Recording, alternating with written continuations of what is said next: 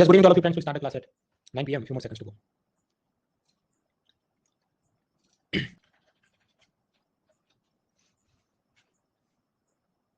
Alright friends, so now it is 9 p.m. and we'll start this class. My first question is, can you see me? Can you hear me? क्या मुझे देख सकते हैं? सुन सकते हैं? True false में वोट करें. शिवम, हेमंत, बीनू, अर्पिता, जतिन, त्रिभुवन, Ankita, another answer is yes. We'll start. 3% लोग बोल रहे नहीं देख सकते, तो अपने कीबोर्ड पर कंट्रोल या कंट्रोल शिफ्ट प्रेस करो. क्रोम ब्राउजर यूज करो, डिसेबल करो, इनकॉग्निटो मोड में लॉगिन करो, पूरी वर्क. मोबाइल ऐप से देख रहे हैं, मेक श्योर इंटरनेट की स्पीड अच्छी हो, देन इट वर्क. क्लास में जो भी डाउट है नोट पेन से लिख दो. क्लास खत्म होने के बाद गूगल फॉर्म से पूछ लीजिए, जिसका लिंक चैट बॉक्स में फर्स्ट नंबर का लिंक है. और फिर वेडनेसडे एक पीडीएफ फाइल बनाकर मैं उसकी जवाब अपलोड कर दूंगा. तो हम लोग देख रहे थे इकोनॉमी और उसके अंदर insurance, life insurance, general insurance complete किया था. बाकी का सब टॉपिक्स और पेंशन, फाइनेंशियल इंक्लूजन वो सब देखना है. लेकिन आगे बढ़ने से पहले कल तक जो पढ़ा था उसमें से ट्राई दिस क्वेश्चन. ये पूछा सीरियस में, जॉइंट स्टॉक कंपनी के बारे में करेक्ट वाक्य ढूंढिए. पहला, जॉइंट स्टॉक कंपनी का कानूनी अस्तित्व होता है, इट हैज लीगल एग्जिस्टेंस. दूसरा, जॉइंट स्टॉक कंपनी में शेयर धारक की देयता सीमित होती है, there is limited liability of the share holder. तीसरा, जॉइंट स्टॉक कंपनी में लोकतांत्रिक रूप से संचालन होता है, इट हैज डेमोक्रेटिक मैनेजमेंट. चौथा, जॉइंट स्टॉक कंपनी में सामूहिक स्वामित्व होता है, इट हैज कलेक्टिव ओनरशिप. हां, तो फिर ओनली 1 2 जो भी आपको ठीक लगे, आपकी voting line and timer it starts now.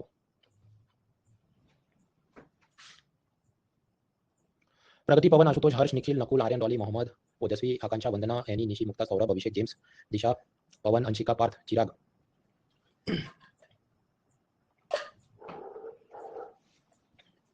Ritwik, Saumya Ranjan, Mayank, Prishu, Isha, Wajid, Komal, Deepali, Reet, Swapnil, नंद, अभिजीत, अनुराग, अमृतपाल, ये सब लोग. फिर रुचि, विश्वरतन, श्रुति, दर्शन, मोहित, प्रियांशु, रिया, प्रांजलि, भार्गव, तनुजा, करेक्ट आंसर. देखिए, हमने देखा जॉइंट स्टॉक कंपनी मतलब public limited companies, private limited companies. तो शेयर होल्डर्स आप हैं, करेक्ट. कंपनी एक आर्टिफिशियल लीगल पर्सन है. अगर मोबाइल ब्लास्ट हो गया तो आपने कोई 10 रुपए के बाद 10,000 नहीं देने विक्टिम को, कंपनी अपना लोन लेके चुकाएगी. So your liability is limited, share holder की liability limited, correct. Collective ownership है 90%, अंबानी के पास 10% आपके पास. डेमोक्रेटिक मैनेजमेंट है, करेक्ट, क्योंकि हर एक डिसीजन वोटिंग से होता है, चाहे बोर्ड ऑफ डायरेक्टर के अंदर डिसीजन लिया जाता हो, शेयर होल्डर्स के अंदर जनरल मीटिंग में डिसीजन लिया जाता हो. तो जनरल सेंस के अंदर it has legal existence, correct, क्योंकि वो कंपनी एक में रजिस्टर हुई है. It has collective ownership, correct, 90%, Ambani के पास 10% आपके पास. सो 1 and 4 इज करेक्ट. अभी 1 and 4 साथ में हो, ऐसा सिर्फ एक ही ऑप्शन है, that is B. So we have to accept the answer is B. अब कुछ लोग ये कहेंगे नहीं, ये तो डेमोक्रेटिक मैनेजमेंट का है, मुकेश अंबानी के पास मेजॉरिटी है, तो मुकेश अंबानी के हिसाब से तो डिसीजन लिया जाता है. भाई तो वो तो इंडिया के अंदर भी डेमोक्रेसी ऐसी है ना, जिस पार्टी की मेजॉरिटी है तो उसको जिन जिन रिलीजन या कास्ट ग्रुप या स्टेट्स के लोगों ने वोट किया है उस हिसाब से. तो डेमोक्रेसी का मतलब ये थोड़ी है कि सब लोगों का सब काम होने वाला है. But in general sense democratic management means yes, voting के हिसाब से डिसीजन लेता है. So the answer is yes, the answer is all 4 of them are correct. फिर अभी यूपीएससी की ईपीएफओ एग्जाम हुई थी. अंत क्या देता है? The principal of subrogation in insurance allows what? पहला, नीति राशि का निवेश होता है, investment of the policy amount. दूसरा, बीमित जो व्यक्ति है और बीमित व्यक्ति की जो बीमा कंपनी है उनके लिए धन वापसी होती है, refund for the insured and the insurance company. तीसरा, ऑटो रिन्यूअल ऑफ पॉलिसी, जो बीमा नीति है उसका ऑटो नवीनीकरण होता है. डी, बीमित व्यक्ति की क्षतिपूर्ति, इंडेमनिफिकेशन ऑफ द इंश्योर्ड. तो प्रिंसिपल ऑफ सब्रोगेशन का मतलब क्या है इन दिस इंश्योरेंस पॉलिसी? और यहाँ पर आपकी voting line timer starts now.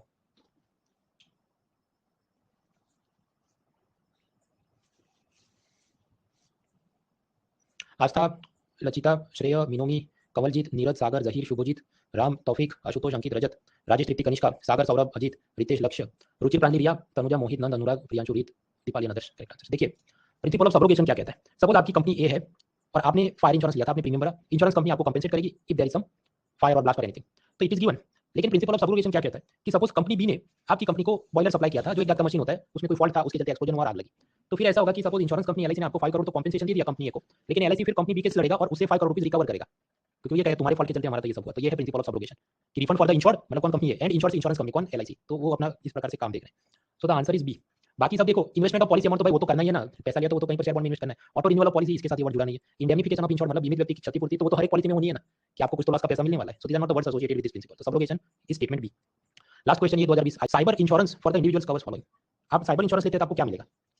Statement 1, virus से कंप्यूटर बर्बाद हो तो ठीक करने का खर्चा मिलेगा. Cost of restoration of the computer system in case of malware disrupting the access to one's computer. दूसरा, बदमाश कंप्यूटर को क्षति पहुंचाए तो पैसा मिलेगा. Cost of new computer if miscreant wilfully damages it if proved so. Third, जबरन वसूली में किसी विशेषज्ञ को बुलाना पड़े तो पैसा मिलेगा. Cost of hiring a specialised consultant to minimise the loss in case of cyber extortion. चौथा, कानूनी बचाव के लिए खर्चे, cost of defence in court of law if any third party files a suit. तो इनमें से कौन सी चीज आपको मिलेगी? और यहाँ पर ये भी जो भी आपको लगता है, आपकी voting line and timer it starts now.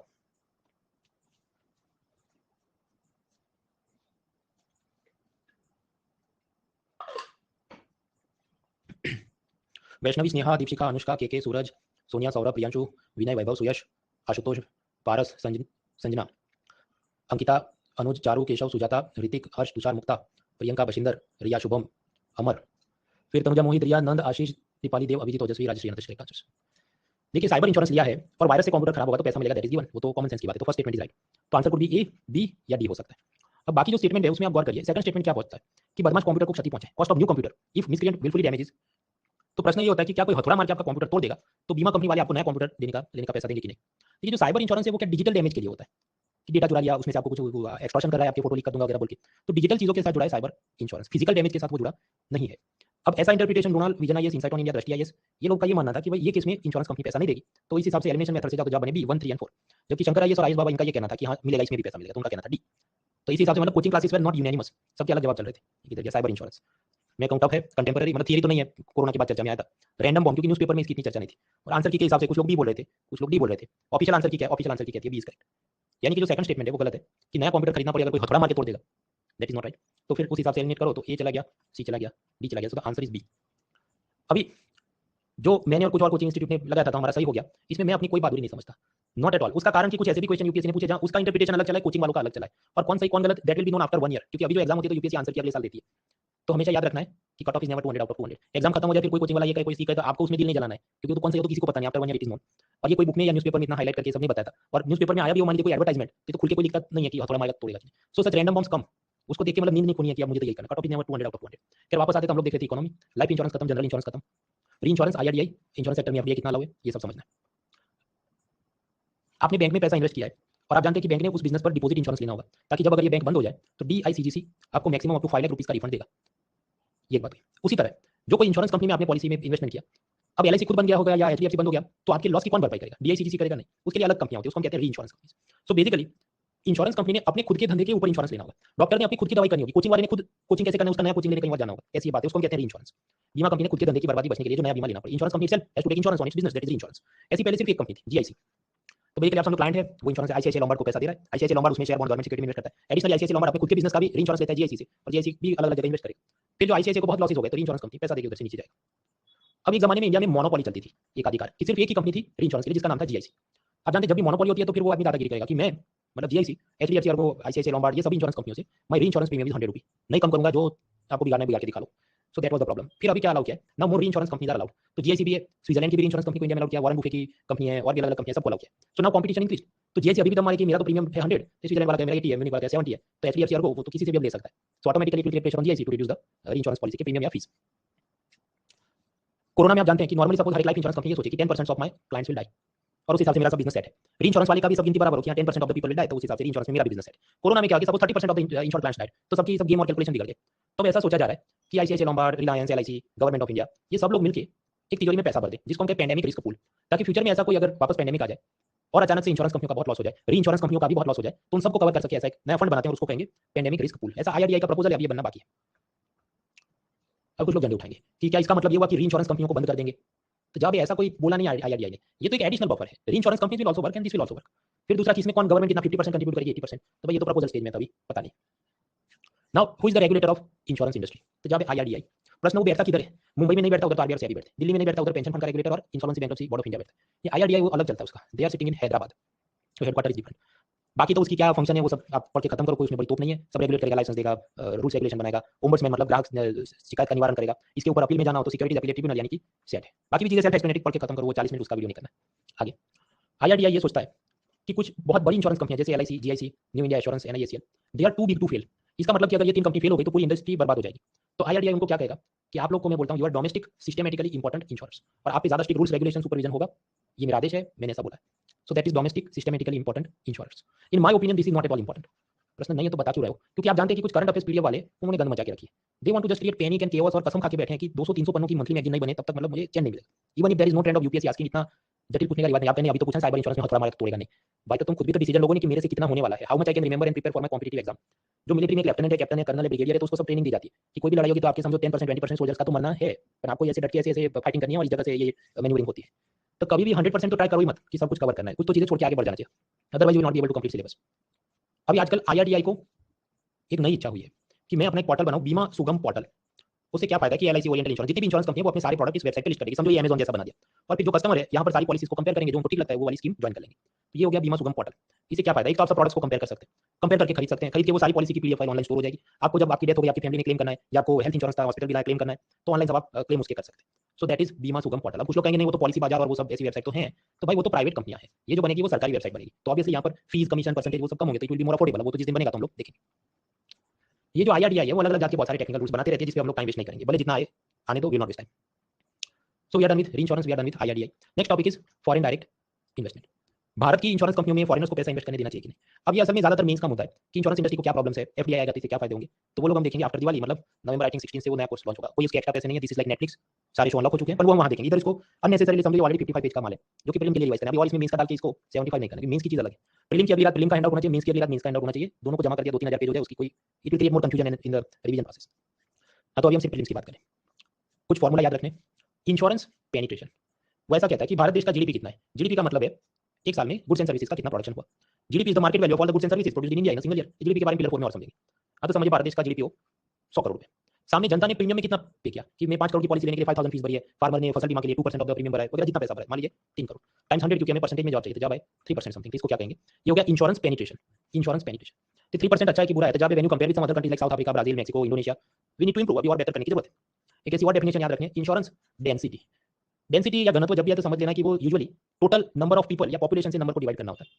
हाँ, तो टोटल प्रीमियम कितना है divide with total population Bharat की कितनी है, तो उसमें कुछ जवाब आएगी $59 पर पर्सन लाइफ इंश्योरेंस में। ये क्या बोल रहा है, हर आदमी ऑन एन एवरेज $59 जितना प्रीमियम भरता है। ये भी क्या अच्छा बुरा है, तो बाकी देशों में और भी लोग ज्यादा मतलब पॉलिसी करते हैं, हेल्थ इंश्योरेंस होगा, लाइफ इंश्योरेंस होगा, कार इंश्योरेंस होगा, ये वो, तो नंबर्स में भी बेटर। या इंडिया में ऐसा हो कि लाइफ इंश्योरेंस के नाम पे सिर्फ हस्बैंड ने अपना लाइफ इंश्योरेंस लिया हो, वाइफ का ना लिया हो, तो उसमें कम दिखे आपको नंबर वगैरह। तो India is lagging behind other countries and we have to do something. ये सब आप भी याद नहीं रखने, अगले साल नए इकोनॉमिक सर्वे में नए नंबर्स आएंगे।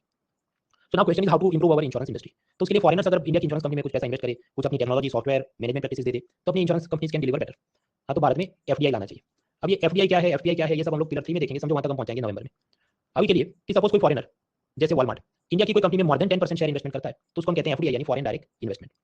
सो our next topic is foreign direct investment. FDI means what, FDI means more than 10% share holding bye a foreigner in an Indian company. हाँ, तो क्या वो आ सकते हैं मध्य विमल गुटकी में या गोवा के अंदर कोई कैसीनो कंपनी में इन्वेस्ट कर सकते हैं, जवाब है नो, इट इज प्रोहिबिटेड, प्रतिबंध है उसमें। तो ये तो खेल खत्म हो गया, उधर की नहीं आ सकते। फिर बाकी जो सेक्टर्स हैं जैसे ई कॉमर्स कि फ्लिपकार्ट में वॉलमार्ट नाम की फॉरेन कंपनी शेयर होल्डिंग खरीद सकते हैं, हाँ allowed. So there are other sectors where FDI is allowed. अब ये जो अलाउड है उसके अंदर दो टाइप्स होते हैं। टाइप 1 जैसे एनडीटीवी न्यूज़ चैनल, ये कोई भी न्यूज़ चैनल, जी आज तक कोई भी, तो क्या कोई रशिया की, चाइना की, पाकिस्तान की कंपनी भारत की एनडीटीवी में पैसा इन्वेस्ट कर सकती है? कर सकते हैं, but it requires government approval, क्योंकि सरकार नहीं चाहेगी कि कोई ऐसी बदमाश देश की कंपनियां इंडिया की न्यूज़ चैनल में पैसा इन्वेस्ट करें और फिर प्रोपेगेंडा फैलाए। So there are some sectors where FDI is allowed but with government permission only. And lastly कुछ ऐसे सेक्टर्स हैं कि जहां एफडीआई अलाउड है और गवर्नमेंट को आपको परमिशन लेने की देने की कोई जरूरत नहीं। जैसे ई कॉमर्स, फ्लिपकार्ट में वॉलमार्ट ने पैसा डाला तो सरकार से पूछने नहीं गया था, वो अलाउड है, इसको हम कहते हैं automatic route. So in some sector FDI allowed through automatic route, that means government permission is not required. तो अब हमें समझना है, अच्छा तो बराबर है, तो इंश्योरेंस सेक्टर में एफडीआई अलाउड है कि नहीं और उसके क्या रूल्स हैं। तो जब इंश्योरेंस सेक्टर में एफडीआई अलाउड है और ऑटोमेटिक रूप से without taking permission of government, foreigners can invest in Indian insurance companies. अब इसमें भी अलग अलग रूल्स हैं कि जैसे एलआईसी, तो एलआईसी में अप टू 20% एफडीआई अलाउड। बाकी इंश्योरेंस कंपनियां एलआईसी के अलावा वाली, तो उसमें पहले लिमिट थी 49%, अभी बढ़ाकर कर दिया 74%। तो इंश्योरेंस इंडस्ट्री में कितनी एफडीआई अलाउड है, तो कंपनियों में 74%, हाउएवर एलआईसी के अंदर ओनली 20%। ये याद रखना है। हाँ, तो इंश्योरेंस कंपनियों में कितना, सपोज एचडीएफसी लाइफ या आईसीआईसीआई लोम्बार्ड ये सब कंपनी है, तो उसमें foreigners up to 74% shareholding उनके हाथ में रख सकते हैं, इतना भारत में FDI permitted. Now insurance company के नीचे अलग अलग इंटरमीडिएरी कंपनीज होती हैं। अब ये इंटरमीडिएरी कंपनी क्या है, फॉर एग्जांपल कोई एजेंट या ब्रोकर्स हैं जो इंश्योरेंस पॉलिसी बेचने का काम करते हैं। कुछ होते हैं surveyor's and loss assessor. For example आपका कार एक्सीडेंट हो गया, विंडशील्ड टूट गया, तो क्या 5000 का विंडशील्ड है, 6000 का रिफंड देना है, क्या करना है। सो that is the work of surveyor या लॉस असेसर। वो क्या करेगा, आपका जो भी डैमेज है उसको असेसमेंट करने के लिए वो इंस्पेक्टर आएगा, वो अलग एक पर्सन है, जैसे चार्टर्ड अकाउंटेंट होता है, लॉयर होता है। Then there could be third party administrators. For example आपने हेल्थ इंश्योरेंस लिया, तो आप हॉस्पिटल में जा रहे हैं, अपोलो हॉस्पिटल में जहां ट्रीटमेंट ले रहे हैं, इंश्योरेंस कंपनी को पेमेंट करिए, तो Apollo hospital is third party administrator. उसी तरह आप कार रिपेयर कराने गए आफ्टर द कार एक्सीडेंट, तो वो कार रिपेयर शॉप है, वो थर्ड पार्टी एडमिनिस्ट्रेटर। तो आजकल अलग अलग कंपनियां यहाँ काम करती हैं, एजेंट ब्रोकर का, सर्वेयर लॉस असेसर का, थर्ड पार्टी एडमिनिस्ट्रेटर का। तो ऐसी कंपनियों को हम क्या कहेंगे, इंटरमीडिएट कंपनी, वो नीचे बीच वाली दलाल है, मध्यस्थ है। ऐसी कंपनियों में एफडीआई कितनी लिमिट है, पहले 49% थी, अभी यहाँ पर है 100%। मतलब यहाँ तो पूरी completely foreign company, foreign own company वो भी ऐसा काम कर सकती है। इसलिए टेबल कुछ ऐसा बनता है, LIC 20%, other insurance companies apart from LIC 74% FDI, and lastly insurance intermediaries, agent broker, third party administrator वगैरह, वहां पर एफडीआई 100%। तो ये याद रखना है। अब ये करेंगे क्या, पॉजिटिव नेगेटिव है, वो मेंस एग्जाम के आर्गुमेंट है जो हम दिवाली के बाद देखेंगे। So we are done with insurance के टाइप्स, ऑर्गेनाइजेशन, स्कीम्स। इसको खत्म करना है, वेडनेसडे को टेस्ट होगी, उसके बाद कब देखना है, फरवरी में बजट आएगा, हो सकता है गवर्नमेंट कुछ नया कोई स्कीम निकाले, तब देखना है, और फिर सीधा मई महीने प्रीलिम से पहले रिवाइज करना। इसको लेके नहीं बैठे रहना, कल संडे है, कोई एक्सक्यूज नहीं होनी चाहिए, कॉलेज में जाते हैं, नौकरी करते हैं, everyone can find time, complete करो इसको, लेके मत बैठे रहो। So we are done with this insurance. आगे का मुद्दा है पेंशन, ऑर्गेनाइजेशन, अलग अलग स्कीम्स। सबसे पहले हम समझते हैं कि इंश्योरेंस तो समझ लिया अपन, what is pension, how it is different, वो समझ। जैसे आईसीआईसीआई प्रूडेंशियल जो लाइफ इंश्योरेंस कंपनी है, सपोज वहां से आपने कोई टर्म लाइफ इंश्योरेंस लिया जिसका प्रीमियम है 6000 रुपीज, आप पे करें। एंटाइटलमेंट क्या है कि सपोज ये फादर मर गया तो फैमिली को 1 करोड़ रुपीज मिलेगा, और क्योंकि ये term life policy, that means अगर फादर नहीं मरा तो कोई पैसा नहीं मिलेगा, even 6000 rupees fee also will not B return. मरे तो पैसा है, नहीं मरे तो फी भी वापस नहीं, पैसा तो मिलेगा नहीं। तो ये तो मतलब इन लाइफ इंश्योरेंस, जीवन बीमा के लिए मरना जरूरी है, you have to die to get life insurance. On the other hand pension क्या है, पेंशन अलग है। यही आईसीआईसीआई कंपनी पेंशन का भी काम करती है। Of course they have to take separate licence from pension regulator, PFRDA नाम की ऑर्गेनाइजेशन से, इन्होंने अलग लाइसेंस लेंगे। तो आईसीआईसीआई प्रूडेंशियल पेंशन वो क्या है, वहां पर रूल ऐसा होगा कि सपोज ये जो हस्बैंड है, every month you have to contribute 10000 rupees, और वो 21 से लेकर 59 की एज तक ऐसा पैसा इस पेंशन स्कीम में इन्वेस्ट करता है। फिर 60 एज और उसके बाद उसका पेंशन चालू होगा, वो नौकरी पे नहीं जाता है, घर बैठा है, तो उसको कहा जाएगा every month you will gate 10,700 rupee per month आपकी पेंशन चलेगी। तो फिर जितने साल वो जिंदा है उसको पेंशन मिलेगी। उसके बाद सपोज ही डाइज, वो डाई, वो मर जाएगा, तो फिर वाइफ को भी पेंशन कंटिन्यू चालू रहेगा, जो कि 10,700 रुपी हो गया। फिर वाइफ भी मर गई, हस्बैंड भी मर गया, तो क्या? तो फिर उनका सन या डॉटर जो भी है नॉमिनी, उसको ओरिजिनल अमाउंट या प्रिंसिपल या मूलधन वो वापस कर देंगे। तो ऐसी जो बड़ी सी स्कीम है इसको कहें पेंशन। अब आप समझो पेंशन के अंदर there is no law of probability, इधर संभावना जैसा नहीं है, इट इज गिवन कि तुम बूढ़े हो जाओगे तुमको पेंशन मिलेगा, तुम मर जाओगे तुम्हारे हस्बैंड या वाइफ को मिलेगा, तो प्रोबेबिलिटी तो डेथ वाले में, क्या मरोगे तो मिलेगा नहीं मिलेगा ऐसी बात, एवरी सब्सक्राइबर या फैमिली विल गेट। अब ये मैंने एक एग्जांपल दिया, अलग अलग पेंशन के अलग अलग चीज हो सकती है, कुछ ऐसी स्कीम्स हो सकती है कि जहां ऐसा हो कि हस्बैंड मर जाए फिर वाइफ को मिले नहीं मिले, या फिर कि वाइफ मर जाए फिर जो सन या डॉटर है उसको मिले नहीं मिले, there could be variety of sub types also. So insurance understood, pension understood. Third term is provident fund. Provident fund आपको ऐसा समझो it is a long term fixed deposit, आप पैसा डालेंगे 15 साल तक लॉक हो जाएगा, फिर आपको वापस मिलेगा, ऐसी कोई चीज। फॉर एग्जांपल आईसीआईसीआई बैंक, उसमें आप जाके बोलो कि मुझे public provident fund PPF account खोलना है, और उसमें आप जो पैसा उसमें इन्वेस्ट करो, लाख रुपए 1.5 लाख रुपए। अब क्योंकि ये पब्लिक प्रोविडेंट फंड है, तो इसका मतलब कि यहाँ से सारा पैसा गवर्नमेंट के पास जाएगा, national small saving fund NSS, उससे गवर्नमेंट को जो आपको प्रिंसिपल प्लस इंटरेस्ट वापस करेगी। अब इंटरेस्ट वापस करेगी, प्रिंसिपल वापस करेगी, उसमें कुछ रूल्स होते हैं कि अराउंड 8% इंटरेस्ट पर ईयर चढ़ता जाएगा चढ़ता जाएगा चढ़ता जाएगा, एंड आफ्टर 15 ईयर्स ड्रॉ करेंगे। तो मतलब आप समझो कंपाउंडिंग इफेक्ट होगा कि साल दर साल और पैसा आपका बढ़ता जाएगा, उसके और ब्याज चढ़ता जाएगा, and after 15 years you can withdraw it, public provident fund. अब कुछ बार क्या होगा कि ये जो भी फैमिली है कि नहीं बच्चों की शादी करनी है, मुझे नया मकान लेना है, ऐसा प्रॉब्लम है, I want to withdraw money before 50 years, तो आप part of the money prematurely निकाल सकते हैं बच्चों की एजुकेशन, मैरिज, हॉस्पिटलाइजेशन के लिए, पर उसमें भी subject to some terms and condition, कुछ शर्तें होती। तो ये हुआ पब्लिक प्रोविडेंट फंड, एक जात की ये लॉन्ग टर्म फिक्स्ड डिपॉजिट है। आप समझिए यहाँ कोई मंथली पेंशन नहीं है या मरना भी जरूरी नहीं है, ये तो एक जात का फिक्स्ड डिपॉजिट है कि आपने दिया 15 ईयर्स के बाद वापस मिलेगा। So no monthly pension, no death का कुछ insurance, this is simply long term fixed deposit. So we learn three terms, first life insurance जिसमें मरना जरूरी है, you have to die. Second is pension कि जिसमें रिटायरमेंट एज के बाद every month you will get some money, and third is provident fund, you can think of it like long term fixed deposit, लंबी बचत। सो we learn three type of investment products. अब यहाँ पर आगे का मुद्दा आता है पेंशन स्कीम्स। पेंशन स्कीम्स ढेर सारी हैं, लॉजिकली उनको याद रखना है, तो कस्टमर के टाइप्स डिसाइड कर लो। मिडिल क्लास है उसमें सीनियर सिटीजन 60 या ऊपर वाला, मिडिल क्लास का यंग पर्सन है, लोअर मिडिल क्लास और गरीब आदमी है तो ईपीएफ, अटल पेंशन, श्रम योगी वो सब है, और कोई ऐसा गरीब आदमी है जिसके पास सब्सक्रिप्शन या प्रीमियम देने का भी पैसा नहीं है, नो कैपेसिटी टू पे, तो उनके लिए भी पेंशन स्कीम है जिसका नाम है national social assistance programme, NSOAP. So one by one we will look into this schemes, जिसमें सबसे बड़ी या मेन चीज है ईपीएफ, उसके बारे में भी समझते हैं, but that requires fresh mind. Let us break for 5 minutes then we move forward.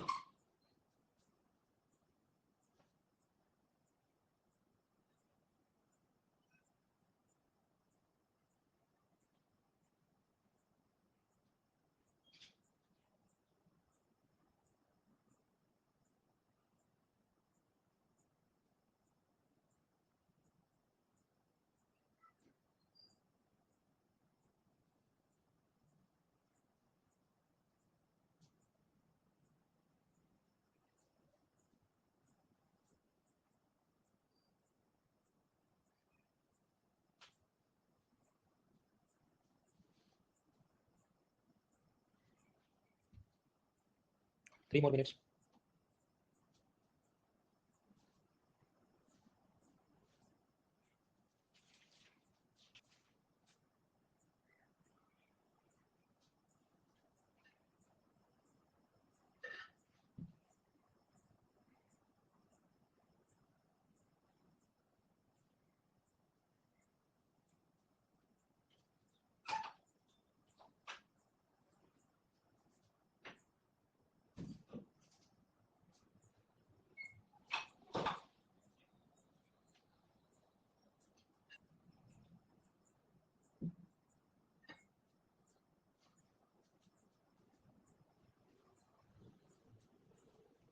One more minute.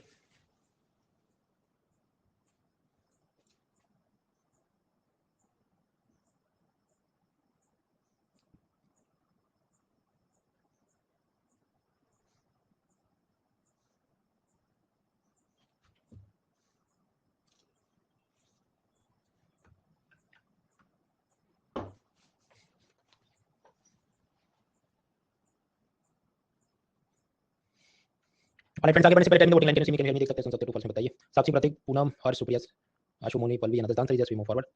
EPFO क्या है वो समझते हैं। देखिए ईपीएफओ 50s में कानून से बनाया गया एम्प्लॉइज प्रोविडेंट फंड ऑर्गेनाइजेशन। तो ये एक जात का स्टैट्यूटरी कॉर्पोरेशन है, इसके ऊपर कौन है, लेबर मिनिस्ट्री इसका काम देखती है। ईपीएफओ एग्जाम 2023 में हो चुकी है, वो भी यूपीएससी लेता है। जनरली 3 to 4 ईयर के गैप पे एग्जाम आती है, तो अभी आपका प्लान भी हो नहीं सकता क्योंकि अब कब आएगी, वो तो आएगी तब आएगी। तो ईपीएफओ के बारे में अब मैं और ज्यादा पढ़ लेता हूँ वगैरह, now is not the right time, क्योंकि अब समझो वो तो एग्जाम होनी थी, अभी हो गई, तो अभी 3-4 साल बाद वापस आई। If you want to learn more about them तो फिर वो आपको नेट पे मिल जाएगा, और अभी उसमें बहुत ज्यादा टाइम वेस्ट नहीं करना। तो अभी पीवाईक्यू के नाम पे कुछ लोग ईपीएफओ के पुराने पेपर देखे, तो उसको भी बहुत देखना नहीं, उसमें सब अकाउंटेंसी और लेबर लॉज का एडवांस लेवल की चीज पूछी जाए तो भी अभी हम देखने नहीं बैठे, वो अपनी एग्जाम आईएएस एग्जाम के लिए उतना काम करें। Anyways this EPFO organisation they are famous for 3 schemes या 3 पॉलिसीज। पहला वो चलाते हैं प्रोविडेंट फंड। प्रोविडेंट फंड मैंने आपको बताया एक जात का लॉन्ग टर्म फिक्स्ड डिपॉजिट है, you can think of it like a long term fixed deposit. दूसरा वो चलाते हैं डिपॉजिट लिंक्ड इंश्योरेंस, मतलब जो वर्कर मर जाएगा तो उसकी फैमिली को पैसा मिलेगा, सो इट इज अ इंश्योरेंस, वो तो आप समझते हैं। तीसरा वो चलाते हैं पेंशन। पेंशन क्या है वो भी मैंने आपको बताया, जब आप रिटायर हो जाएंगे suppose at the age of 58, तो उसके बाद हर महीने they will give you pension, so that is EPFO. अब ये जो ईपीएफओ है वो कहाँ है, कोई भी एस्टैब्लिशमेंट है तो उसके अंदर ऐसे मजदूर या वर्कर्स जिनकी सैलरी 15,000 या उससे कम है, उनके लिए ईपीएफओ इज कंपलसरी। हाँ, तो उनकी सैलरी का क्या होगा, उनका 12% कट होगा, जो उसका बॉस है उसने भी 12% कट करना है। Let me show you simple slide. EPFO basically क्या है, 20 या उससे ज्यादा वर्कर काम करते हुए ऐसी जो भी फैक्ट्री कंपनी ऑर्गेनाइजेशन है, पब्लिक सेक्टर प्राइवेट सेक्टर, तो देन ईपीएफओ कंपलसरी। अब उसके अंदर किसके लिए कंपलसरी, तो जो वर्कर जिसकी सैलरी अप टू 15,000 रुपीज है, जैसा वर्कर उसकी सैलरी का 12% कट होगा। उसका जो भी फैक्ट्री का मालिक है मुकेश अंबानी, उसने अपने पॉकेट से और भी 12% ऐड करना होगा, तो टोटल कितना हुआ 24% ऑफ द 15,000, जितनी उसकी सैलरी से कम है 10,000 है जो भी, तो उतना सारा पैसा इन लोगों ने ईपीएफओ में सबमिट करना है। ईपीएफओ उसमें से अलग अलग कंपनी के शेयर बॉन्ड गवर्नमेंट सिक्योरिटी में इन्वेस्ट करेगा। फिर ये जेंटलमैन ये वर्कर जब बूढ़ा हो जाएगा तो उसको पेंशन मिलेगा, प्रोविडेंट फंड का पैसा मिलेगा, मर गया तो उसकी फैमिली को इंश्योरेंस का पैसा मिलेगा, सो दैट इज ईपीएफओ। तो लीगल रिक्वायरमेंट क्या हुई, एनी एस्टैब्लिशमेंट विद 20 और मोर वर्कर्स, ऐसी कोई भी सरकारी या निजी संस्था है, कंपनी है, ऑर्गेनाइजेशन है जिससे उससे ज्यादा मजदूर काम करते हैं, तो उसमें ऐसे वर्कर जिनकी सैलरी 15,000 या उससे कम है, उनके लिए ये चीज कंपलसरी है।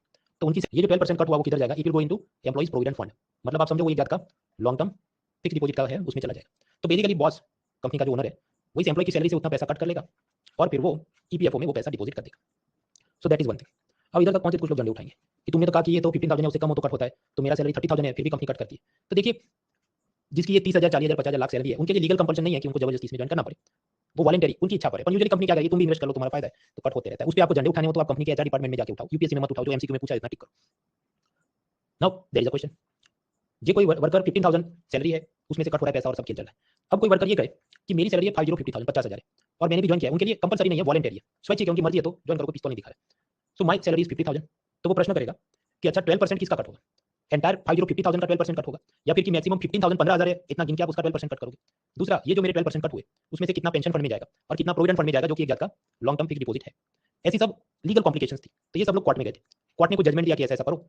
अब आप समझो बिकॉज जो भी जजमेंट आएगा इनके कुछ फायदे होते हैं, so now this person is likely to get more pension, उसको ज्यादा पेंशन मिले क्योंकि उसका ज्यादा पैसा कट हो रहा है वगैरह, तो उस हिसाब से ईपीएफओ अपने रूल्स रेगुलेशन अपडेट करता है। अब वो जो पूरी कमेंट्री चलती है अपने एग्जाम के लिए काम की नहीं है, so will not waste more time in that.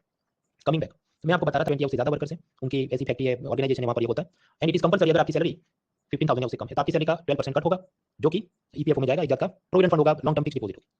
मैंने ये भी बताया कि ये तो आपकी पॉकेट से 12% कट हुए, जो एम्प्लॉयर या बॉस है उसने भी अपने पॉकेट से और 12% एक्स्ट्रा ऐड करने होंगे। 12% किसका, भाई जितना आपका सैलरी 15,000 है तो उसका 12% उस हिसाब से वो गिन के डालेगा।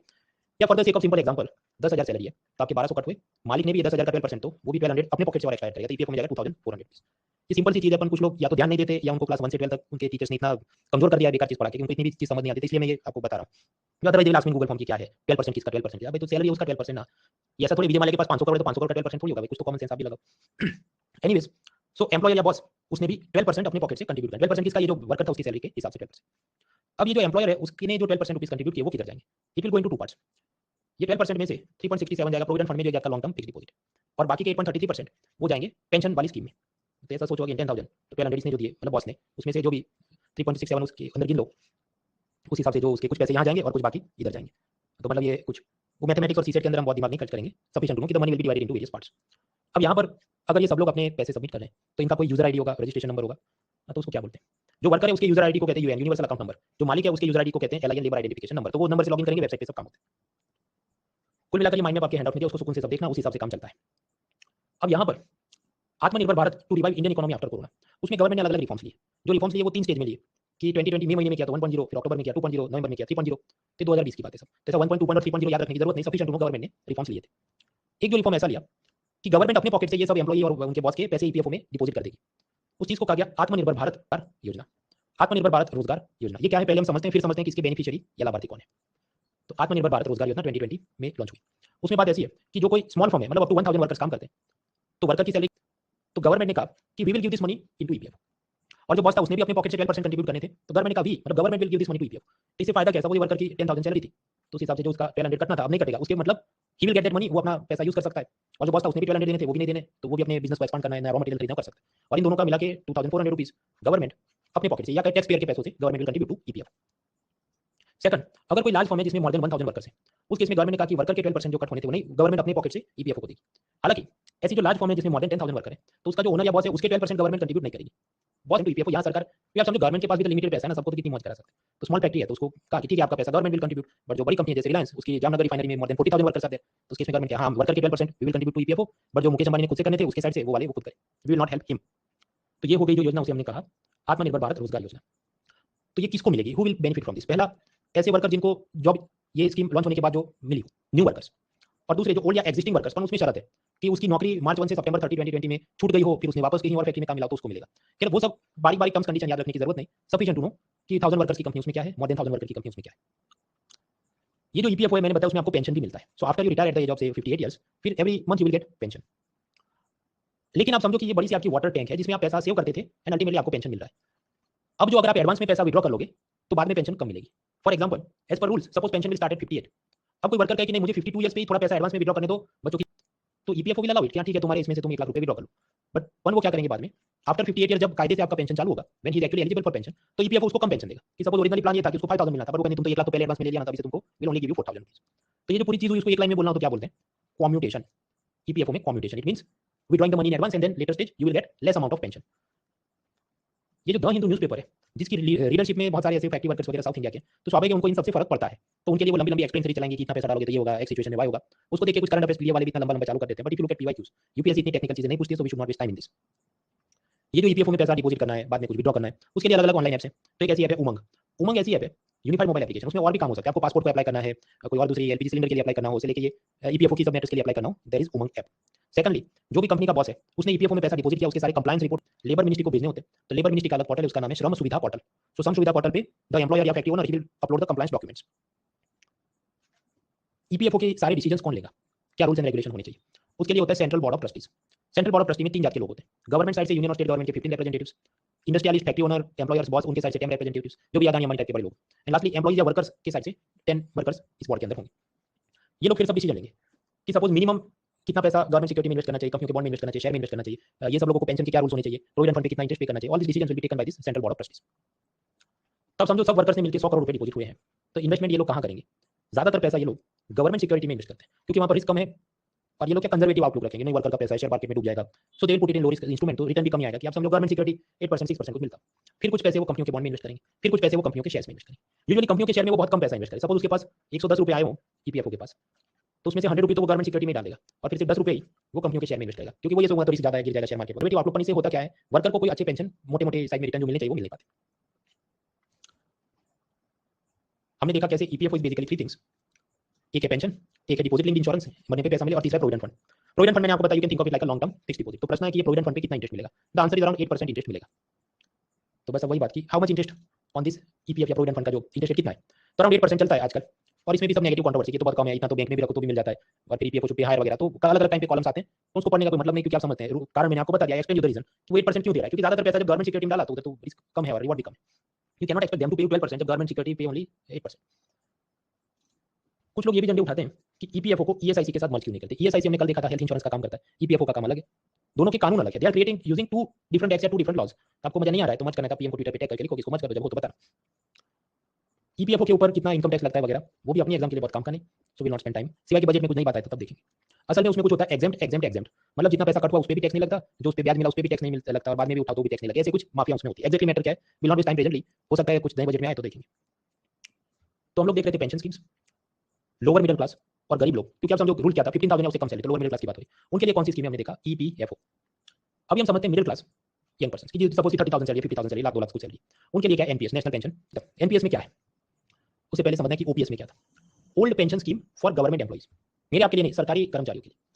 तो पहले ये था कि ओल्ड पेंशन स्कीम में गवर्नमेंट जो कि एम्प्लॉयर था और सामने गवर्नमेंट एम्प्लॉय जो उधर काम करते थे, तो गवर्नमेंट एम्प्लॉय ने पहले अपनी सैलरी का कोई पैसा उसमें कट नहीं कराना था कि आप 12% कट करोगे, गवर्नमेंट 12% देगी, ऐसा कुछ नहीं था।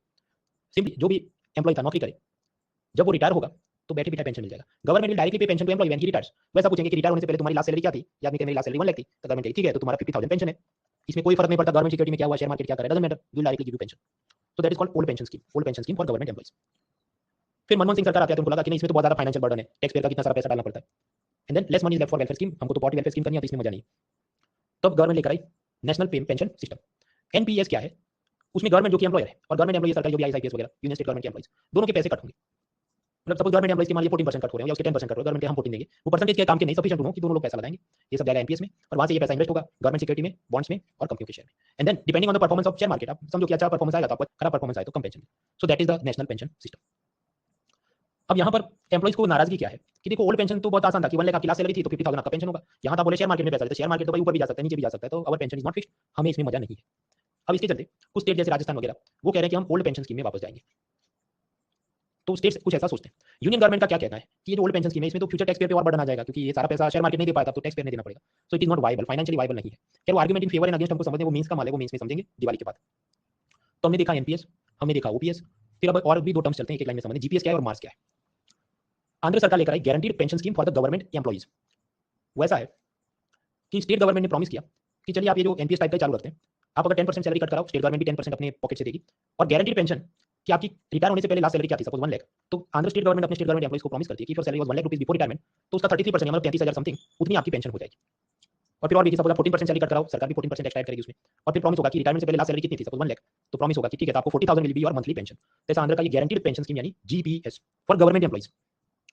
अब यूनियन गवर्नमेंट भी ये सोच रही है कि आंध्र जैसा हम लोग भी कुछ करते हैं, इसको कहा जाए मिनिमम एश्योर्ड रिटर्न स्कीम यानी कि मार्स। तो उसकी गाइडलाइन अभी उसके लिए कोई कमिटी भी बनाई है, वो रिपोर्ट देगी, वो गवर्नमेंट इंप्लीमेंट करेगी, प्रोबेबली लेटेस्ट बजट में कुछ अनाउंसमेंट करेंगे ऐसा मुझे लगता है, तब इसको रिविजिट करेंगे, तो उसमें भी बात क्या होगी, गवर्नमेंट एम्प्लॉइज को कुछ प्रॉमिस दिया जाएगा कि तुम्हारी सैलरी का इतना परसेंटेज तो गारंटीड है इरिस्पेक्टिव कि शेयर मार्केट ऊपर गया कि नीचे गया, बट ये होना बाकी। देखिए ये जो एनपीएस है national payment pension system for government employees it is compulsory, अनिवार्य है जुड़ना कि उनको जुड़ना पड़ेगा, अपनी सैलरी का पैसा उसमें कट करवाना पड़ेगा, गवर्नमेंट उसमें पैसा कंट्रीब्यूट करेगी, गवर्नमेंट भी अपने पॉकेट से कुछ पैसा कंट्रीब्यूट करेगी, वैसी बात है कि ये मान लीजिए 10% कंट्रीब्यूट, गवर्नमेंट भी जो 10% 14% कुछ करती है।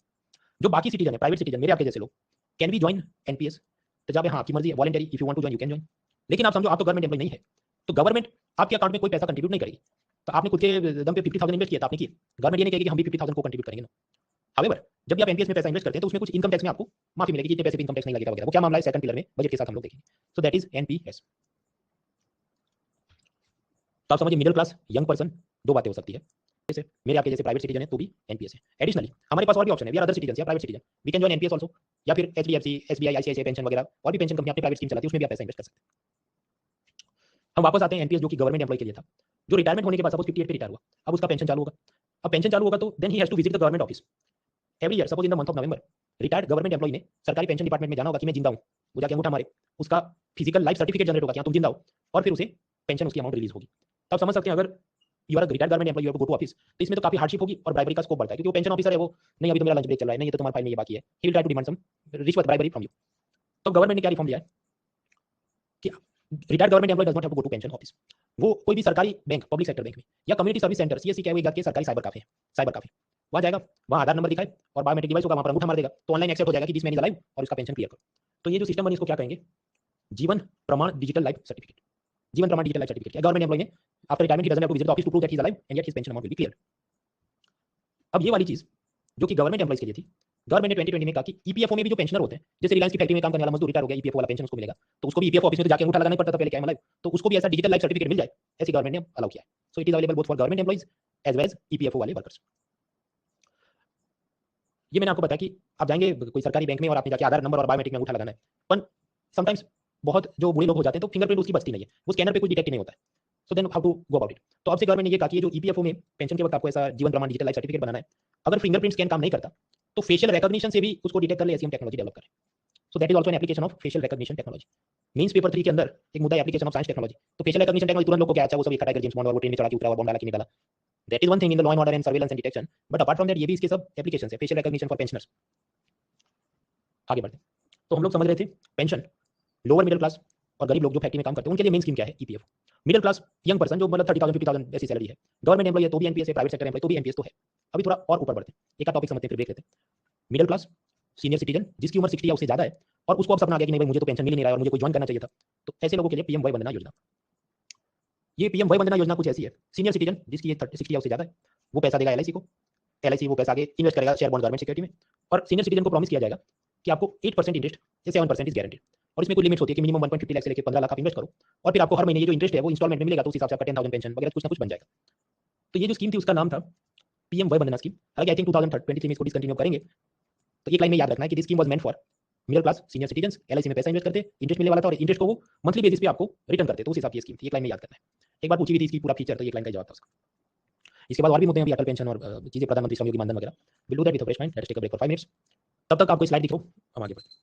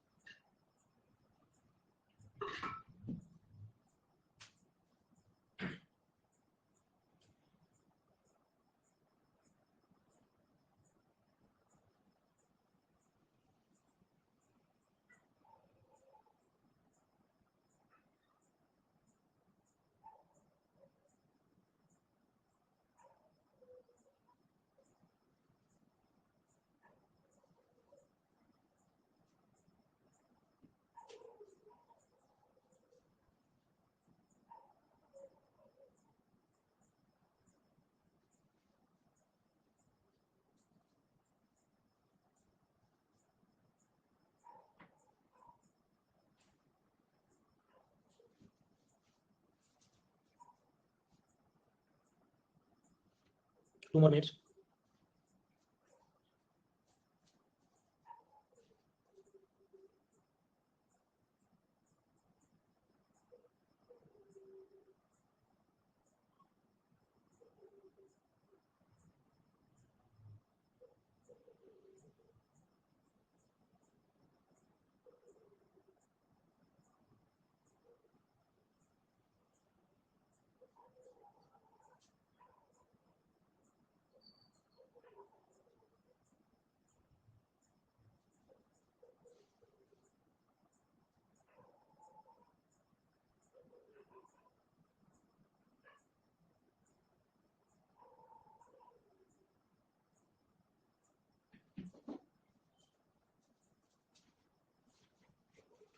Thirty more seconds.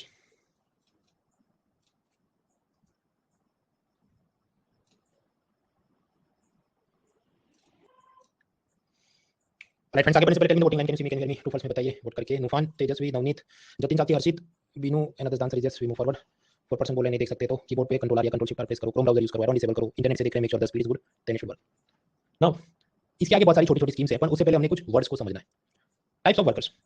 आपको नौकरी मिली, ऐसा कागज है क्या? Do you have a written contract with your employer that you are given this job? आपका यस, मेरे पास कागज है, I have an appointment letter, then you are a formal worker. Formal worker. अब तक हमने जो स्कीम देखी ज्यादातर वो पेंशन स्कीम फॉर्मल वर्कर्स के लिए थी। NPS, EPFO, even private sector की जो एचडीएफसी पेंशन, आईसीआईसीआई पेंशन वगैरह, they require you to have a job contract with your employer. On the other hand, मान लीजिए ये एक मेड है, काम वाली बाई है, वो काम करती है, जॉब है उसके पास, पर उसके पास ऐसा कोई कागज नहीं, अपॉइंटमेंट लेटर नहीं है, तो वो होगी इनफॉर्मल वर्कर। तो इनफॉर्मल वर्कर को तकलीफ क्या होगी? Because they do not have proof of employment, तो एनपीएस, ईपीएफओ वगैरह में उनको तकलीफ हो सकती है। इनके लिए गवर्नमेंट ने अलग स्कीम बनाई है जिसका नाम है अटल पेंशन है, श्रम योगी मानधन है, अलग अलग स्कीम है जो हम आगे समझते हैं। ऑफकोर्स उनको ज्वाइन करने की एनपीएस में मनाई नहीं है, any Indian citizen can join NPS, पर आप समझो जो इनफॉर्मल वर्कर है उसके पास इतना पैसा भी नहीं होगा कि ऐसी कोई बड़ी स्कीम में हो जाए, सो उनके लिए अलग से छोटी छोटी स्कीम्स है, अटल पेंशन, श्रम योगी वगैरह। ये ऐसा होता है 42 रुपीज दे दो, 50 रुपीज दे दो, ऐसी ये सब स्कीम होती है। नेक्स्ट, आपको पूछा जाए do you work in a government office, private company like Infosys, Wipro, Reliance factory, ऐसा कोई आप ठीक ठाक वाली जगह पे काम करते हैं, कोई बिल्डिंग है, ऑफिस है, अगर आप यहाँ, then you are organise sector worker. Technical definition pillar 4 में देखेंगे कि क्या आप काम करते हैं एस्टैब्लिशमेंट, फैक्ट्री एक्ट में, कंपनी एक्ट में, शॉप एस्टैब्लिशमेंट एक्ट में रजिस्टर है कि नहीं, so then you are organise sector worker. तो अभी तो ऐसे विजुलाइज करो, government office, private company, factory, उसमें काम करते हो तो तुम ऑर्गेनाइज सेक्टर के वर्कर हो। तो आपके लिए क्या है? एनपीएस, ईपीएफओ, ये सब आपके लिए। ऑन द अदर हैंड, ना अपना ही काम करते, मतलब सपोज ये कोई हैंड रिक्शा पुलर है, cobbler, blacksmith, hairdresser, newspaper फेंकने वाले, ये सब छोटा मोटा रिपेयर का काम करने वाले, तो ये सब लोग क्या हुए? अनऑर्गेनाइज सेक्टर वर्कर्स, असंगठित क्षेत्र के मजदूर। तो उनके लिए क्या है? तो उनके लिए अटल पेंशन, श्रम योगी मानधन, ये सब स्कीमें जो हम आगे देखें, करने की मनाही नहीं है, every Indian citizen can join, पर उनके पास उतना पैसा नहीं होगा, तो उनके लिए छोटी छोटी स्कीम होगी कि अटल पेंशन में 42 रुपीज दे दो, श्रम योगी मानधन में कुछ 55 रुपीज दे दो, ऐसी स्कीम्स। थर्ड, आप पूछो do you have a permanent job, और कोई कहे हाँ मेरे पास कायमी नौकरी है, तो ऐसे सब लोगों के लिए क्या है? ईपीएफओ है, एनपीएस है वगैरह। ऑन द अदर हैंड, आप ये जो बिल्डिंग कंस्ट्रक्शन वर्कर्स हैं या ये छोटे ऐसे जो काम करने वाले लोग हैं, उनके पास तो परमानेंट जॉब नहीं है, तो उसको आप क्या कहेंगे? कैजुअल वर्कर है, एडहॉक वर्कर है, टेम्पररी वर्कर है। तो देखिए जो कैजुअल, एडहॉक या टेम्पररी वर्कर है, उनको भी ईपीएफओ या ईएसआईसी के लिए वो एलिजिबल है, but only during the contract duration, और उसमें भी उसके पास सब कॉन्ट्रैक्ट वगैरह होना चाहिए। तो सपोज कोई बिल्डिंग कंस्ट्रक्शन वर्कर है जिसको 15 डेज का काम मिला, तो 15 डेज तक की उसकी सैलरी में से उसको ईपीएफओ का बेनिफिट मिल सकता है। So they are eligible. But other than that ज्यादातर केस में तो उनके लिए क्या छोटी छोटी स्कीम है, जैसे अटल पेंशन, श्रमयोगी मानधन वगैरह। अभी हम समझते हैं अटल पेंशन योजना क्या है। 2015 में फाइनेंस मिनिस्ट्री के नीचे डिपार्टमेंट ऑफ फाइनेंशियल सर्विस उन्होंने लॉन्च की। बात ऐसा है कि आप उसमें 42 से लेकर 210 रुपये इन्वेस्ट करो, वो सब पैसा गवर्नमेंट सिक्योरिटी में इन्वेस्ट होगा, और आप रिटायर होंगे तो आपको 1000 से लेकर 5000 की पेंशन मिल सकती है। अब यहाँ पर देखो फीचर्स क्या है कि बेसिकली सपोज हस्बैंड ज्वाइन तो 42 से 210 उसने कंट्रीब्यूट करना है। जितना ज्यादा कंट्रीब्यूट करेगा तो अच्छा पेंशन मिलेगा, तो मतलब मिनिमम 1000 से लेकर मैक्सिमम 5000 उसको पेंशन मिलेगी। So subscriber gets pension. Then husband dies तो जो उसकी वाइफ है उसको भी वो 1000 से 5000 का पेंशन मिलेगा। फिर वाइफ भी मर जाए तो जो उसका नॉमिनी होगा, सन या डॉटर, उसको प्रीमियम, मतलब ये जो फादर हर महीने 42 रुपीज कंट्रीब्यूट कर रहा था from the age of suppose 18 to 58 या जो भी, वो सारा प्रीमियम या मूलधन अल्टीमेटली वो बच्चे को वापस मिल जाएगा। सो दैट इज अटल पेंशन योजना। अब आप कहें तो 42 डालना है कि 210 डालना है, वो तो डिपेंड करता है आपको पेंशन कितना चाहिए। Suppose you join at the age of 18 और आपकी चाहिए कि मुझे मंथली 1000 पेंशन चाहिए, तो आपने 42 रुपीज पर मंथ कंट्रीब्यूट करने होंगे, 5000 210। आप अगर लेट ज्वाइन करोगे, सपोज कोई 40 के एज पे ज्वाइन करोगे, मुझे तो 5000 का पेंशन चाहिए, तो फिर उसने 1400 रुपीज पर मंथ कंट्रीब्यूट करने। Numbers are not important, sufficient to know कि इसमें कोई यूनिफॉर्म पेंशन नहीं है, अलग-अलग लोगों के डिपेंडिंग ऑन कंट्रीब्यूशन वो अलग-अलग चीज हो सकती है। तो हमने देखा अटल पेंशन क्या है, 1000 टू 5000 पेंशन मिलेगी। कल रात हमने देखा था प्रधानमंत्री जीवन ज्योति बीमा योजना, फिर हमने देखा जिसमें वो फिजिकली हैंडीकैप हो जाए तो भी पैसा मिले। कलेक्टिवली ये जो तीन स्कीम्स है, अटल पेंशन, जीवन ज्योति, सुरक्षा बीमा योजना, कलेक्टिवली उसको हम कहते हैं प्रधानमंत्री जन सुरक्षा स्कीम्स। जन सुरक्षा scheme means what? It means this three things collectively. तो हमने देखा लोअर मिडिल क्लास के लिए क्या है, ईपीएफओ है, अटल पेंशन है, फिर एक और स्कीम हो गई श्रमयोगी मानधन। प्रधानमंत्री श्रमयोगी मानधन क्या है? मजदूर पैसा देगा, सरकार पैसा देगी, अंत में उसको 3000 पेंशन मिलेगा। तो यहाँ पर समझो कि सपोज हस्बैंड ज्वाइंस 18 टू 40 की एज में उसको ज्वाइन करना पड़ेगा, मंथली उसने 55 टू 200 कंट्रीब्यूट करने पड़ेंगे। वो डिपेंड करता है, लेट ज्वाइन करता है तो उसको ज्यादा फीस देनी पड़ेगी। पहले गवर्नमेंट भी सेम अमाउंट को कंट्रीब्यूट करेगी। तो मतलब suppose this guy joined at the age of 18 और वो एवरी मंथ 55 कंट्रीब्यूट करता है, तो गवर्नमेंट भी अपने पॉकेट से 55 कंट्रीब्यूट करेगी। तो कुल मिलाकर 110 रुपीज जाएंगे एलआईसी के पास। अब ये पूरे पैसों का एलआईसी इन्वेस्टमेंट करेगी। जब रिटायरमेंट एज मतलब 60 को क्रॉस करे, तो जो भी हस्बैंड जब बूढ़ा हो गया तो उसको पर मंथ मिलेगी सैलरी, माफ पेंशन मिलेगी 3000 रुपीज, 3000। उसके बाद वो मर जाएगा तो उसकी वाइफ को 3000 रुपीज नहीं मिलेंगे, उसको आधा ही मिलेगा। Wife will get 1500 rupees pension, 1500 मिलेगा। फिर वो भी मर जाएगी वाइफ डेड, तो बच्चों को क्या है? बच्चों को कुछ भी नहीं मिलेगा, स्कीम विल स्टॉप। उनको प्रीमियम जो इसके फादर ने 50 या 55 रुपए कंट्रीब्यूट किए थे वो सब रिटर्न नहीं होंगे, बस खत्म स्कीम। सो दैट इज प्रधानमंत्री श्रमयोगी मानधन। और ये तो मैंने आपको समझ आया इसलिए ऐसा बोला कि हस्बैंड है, फिर वो मर जाए तो वाइफ है। Reverse is also true, wife भी ज्वाइन कर सकते हैं, उसने पैसा कंट्रीब्यूट करे, फिर वो बुरी हो जाए तो उसको 3000 मिलेगी, फिर वो मर जाए तो उसके हस्बैंड को 1500 मिले, फिर वो मर जाए तो बच्चों को कुछ नहीं मिले। That is also true. But जो भी ज्वाइन करता है तो उसने उतनी फीस देनी पड़ेगी, एक एक पर्सन का अलग अलग अकाउंट बनेगा। सो दैट इज प्रधानमंत्री श्रमयोगी मानधन स्कीम। आगे ये तारक मेहता सीरीज में दिखा है, जेठालाल की इलेक्ट्रॉनिक्स की दुकान है और आज तो 20 लाख की एलसीडी बेच दिया, ये वो सब हवाबाजी चलती है उसमें। तो पूरे साल में सपोज अगर वो 1 करोड़ रुपए के टीवी, फ्रिज और मोबाइल सेल करता है, then can you say this Jethalal is a करोड़पति? The answer is no. भले जेठालाल 1 करोड़ के टीवी सेल करे तो करोड़पति नहीं है भाई, because that is his turnover या सेल्स फिगर। उसमें से तो जीएसटी कट करेगा, स्टाफ की सैलरी जाएगी, दुकान का रेंट जाएगा, इलेक्ट्रिसिटी बिल, मार्केटिंग, एडवर्टाइजमेंट के खर्चे, तो फिर अंत में जो बचे उसको हम कहते हैं प्रॉफिट। अब वो प्रॉफिट करोड़ का हो तो ही वो करोड़पति, अदरवाइज नॉट अ करोड़पति है। और उस प्रॉफिट पे भी इनकम टैक्स लगेगा, फिर जो पैसा बचा तो कितना बचा वो देखना पड़े। खैर वो सब हम सेकंड पिलर में बजट के साथ देखें।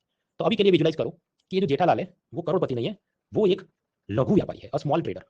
और वो स्मॉल ट्रेडर ही है। If you have seen this series, वो ऐसी बड़ी-बड़ी हवाबाजी करता है, इतने एलसीडी बेच दी है, तो रिक्शा में तो घूमता है, तो उसके पास गाड़ी भी नहीं है, स्कूटर भी नहीं है। If you have watched it for 10 year also, then also he does not have a car और scooter, that means definitely is a लघु व्यापारी।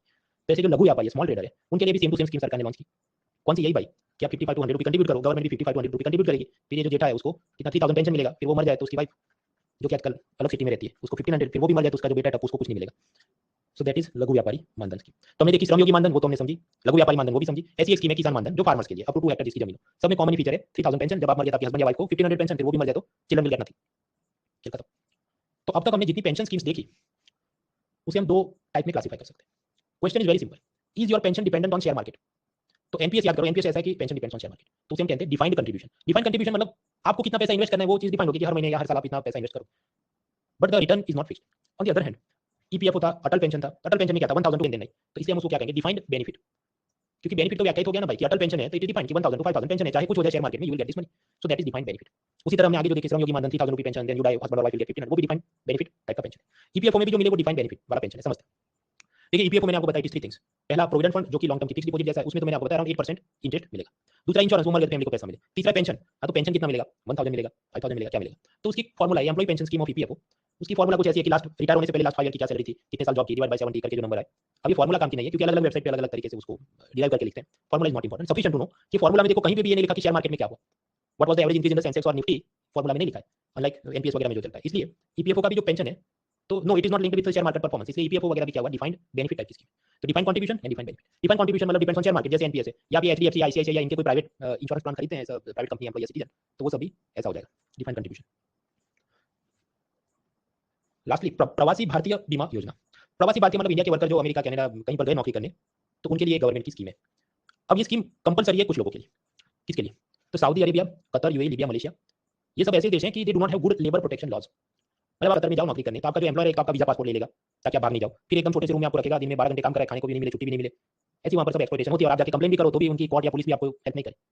तो ऐसे जो कंट्रीज हैं, तो उसको हमने क्या बोलना चाहिए, ब्लैकलिस्ट कर देना चाहिए। अब गवर्नमेंट ऑफ इंडिया उसको ब्लैकलिस्ट नहीं बोलती, उसको बोलती है कि ये ऐसे कंट्री है जिसको हम कहेंगे ईसीआर नेशन, मतलब एमिग्रेशन चेक रिक्वायर्ड।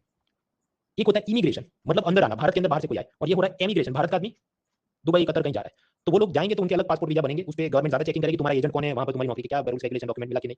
तो ये ऐसे कंट्री जिसको हम कहते हैं एमिग्रेशन चेक रिक्वायर्ड कंट्रीज।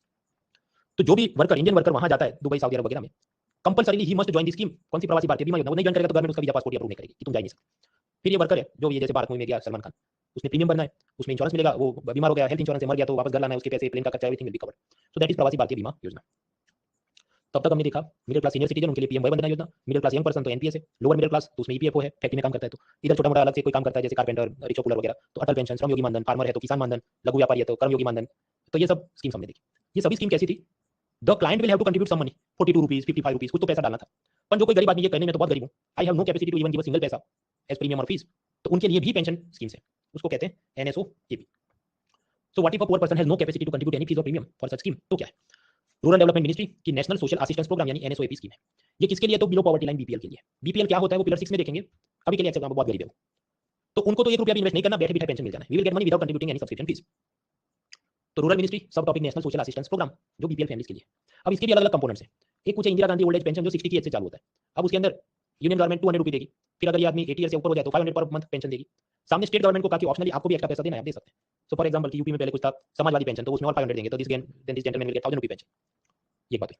दूसरा बीपीएल विडो पेंशन, गरीब महिला विधवा हो गई तो 48 से उसको पेंशन मिलेगा, वो भी 300 टू 500 डिपेंडिंग की एज क्या है। फिर समझिए कि वो 60 में आ जाएगी तो ऊपर वाले में चली जाएगी ओल्ड एज पेंशन, फिर उसका अलग चालू, उसमें भी स्टेट गवर्नमेंट एक्स्ट्रा पैसा ऐड करना चाहे तो कर सकती है। तीसरा कंपोनेंट स्कीम का है डिसेबिलिटी पेंशन, मतलब जो अपाहिज हो गया, फिजिकली हैंडीकैप, उसको भी पेंशन मिले। चौथा कंपोनेंट है नेशनल फैमिली बेनिफिट इंश्योरेंस, वो ऐसा है कि ये एनएसओएपी वाली जो फैमिली है उसका ब्रेड विनर, मतलब घर का जो मुखिया है, फादर है, हस्बैंड है, जो भी वो मर गया तो फैमिली को 10,000 रुपये मिलेंगे। वो कौन देगी, यूनियन। इसमें भी स्टेट गवर्नमेंट को का ऑप्शनल आप एक्स्ट्रा पैसा भी दे सकते हैं, जैसे गुजरात स्टेट ने कहा हम भी 10,000 एक्स्ट्रा देंगे, मतलब टोटल 20,000 रुपये विल गिवन, और क्यों नाम रखें संकट मोचन योजना।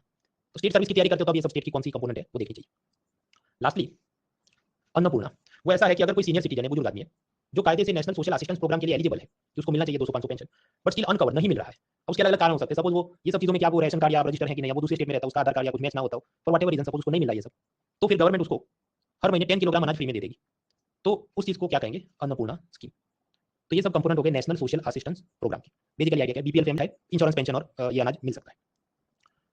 यूपीएससी इंटरव्यू में कुछ बार आपको एकदम सिंपल केस स्टडी पूछी जाती है कि यू आर डिस्ट्रिक्ट मजिस्ट्रेट या कलेक्टर, आप जा रहे हैं, कोई बहुत गरीब आदमी, आप वो बहुत परेशान है, आप क्या करेंगे। तो मैं तो मॉक इंटरव्यू देखा, कुछ लोग क्या बोलते हैं, I will give her subsidy, मतलब कौन सी सब्सिडी, मतलब जेब में कलेक्टर है तो क्या, मतलब जेब में चेकबुक लेके घूमता है, जो भी आता है नाम तो होगा ना, तो स्पेसिफिक बोलो ना नेशनल सोशल असिस्टेंस प्रोग्राम है या क्या है, तो दैट इज रिक्वायर्ड। कुछ लोग वो भी नहीं, तो आप समझो ultimately it is a pyramid. करीब 2,500 लोगों को इंटरव्यू में बुलाया तो फाइनल तो वैकेंसी 1000 ही है ना, तो कुछ लोग तो रिजेक्ट हो रहे हैं, वो कौन हो रहे हैं, तब देखने बैठो, डीप डाइव करो तो कौन हो रहे हैं आपको पता चल जाएगा। वेरी कंपार्टमेंटलाइज्ड लर्निंग कि प्रीलिम का पढ़ा फिर छोड़ दिया, फिर मेंस में वो सब प्रीलिम का भूल जाए, फिर मेंस का पढ़ के इंटरव्यू में गया तो मेंस और प्रीलिम में जो पढ़ा था वो इंटरव्यू स्टेज पे भूल गया, जबकि एकदम सिंपल से क्वेश्चन होते हैं, सिंपल से जवाब होते हैं, ये स्कीम में मैं उसको ये हेल्प करूंगा, जो भी वीडियो है एलएलई वुमन। आगे इतनी सारी हमने ये सब जो पेंशन स्कीम्स देखी, तो प्रश्न इनको रेगुलेट कौन करता है, हु इज द रेगुलेटर, तो जवाब है pension fund regulatory and development authority यानी पीएफआरडीए नाम की संस्था है। पेंशन के अंदर जो भी सब रूल्स रेगुलेशन ये लोग बनाते हैं। पेंशन सेक्टर में एफडीआई की क्या परमिशन है, कानून में ऐसा लिखा है कि इंश्योरेंस सेक्टर में जो भी एफडीआई लिमिट्स होगी, अभी कितनी है हमने देखा कि 74% FDI allowed in insurance companies other than LIC, तो वही वाले रूल्स रेगुलेशन इधर भी है पेंशन सेक्टर में।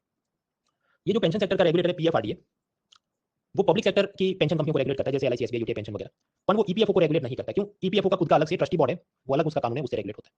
What about national social assistance programme, जो लास्ट स्लाइड में देखा, गरीब जो है उसको सीधा ही पेंशन मिल जाएगा, तो वो तो आप समझो वो तो कोई पेंशन ऐसा है नहीं कि जिसमें क्लाइंट ने पैसा कंट्रीब्यूट करना है, वो तो डायरेक्ट एंटाइटलमेंट है, सीधा ही उसको मिल जाएगा। तो पीएफआरडी उसको रेगुलेट नहीं करता। पीएफआरडी कब सीन में आता है कि क्लाइंट सब्सक्रिप्शन का पैसा दे और उससे कुछ इनजस्टिस हो रहा है, then PFRD comes into picture, उसमें भी ईपीएफओ को रेगुलेट नहीं करता। प्राइवेट सेक्टर की पेंशन कंपनी जैसे एचडीएफसी, आईसीआईसीआई, उसको भी वो रेगुलेट करता है। तो in other words function of PFRD, it regulates all public and private pension companies except, सिवाय के ईपीएफओ बाहर है, सीमेंट, कोल माइनर, आसाम की प्लांटेशन वर्कर, उनकी भी ऐसी ईपीएफओ टाइप की अलग-अलग छोटे-छोटे लॉज हैं, कानून है, they are also exempted from PFRD regulation. इसलिए कहा जाता है कि ये जो टाइगर है ये पेपर टाइगर है, क्योंकि इसके पास ये बहुत सारे ऑर्गेनाइजेशन तो इसके दायरे से बाहर है। खैर वो वाली चीज वो तो मींस पेपर 2 के अंदर रेगुलेटरी बॉडीज और मींस की बात है, तभी उसमें हम आगे जाते हैं। ये जो हमने देखा एनपीएस नेशनल पेंशन सिस्टम, उसको भी रेगुलेट करता है पीएफआरडी। बाकी एजेंट को कितना कमीशन जाएगा, इन्वेस्टमेंट नॉर्म्स वगैरह डिसाइड, क्लाइंट प्रोटेक्शन ये वो आप सब आराम से देख लेना। So we are done with insurance, we are done with pension. Last segment is financial inclusion. Financial inclusion मतलब क्या, वित्तीय समावेशन, मतलब देश के सभी लोग, खासकर गरीब लोग को bank, investment, loan, insurance, pension सब मिलना चाहिए। When every person in India has access to banking, investment, loan, pension, insurance facility, then we will say that we are 100% financially inclusion वाली सोसाइटी है। तो इसके लिए कौन कौन सी एक्स्ट्रा स्कीम्स और इनिशिएटिव लिए गए वो अपना आगे का मुद्दा है, थोड़ा पढ़ते हैं फिर देख लेते हैं, फिर आगे चलते हैं।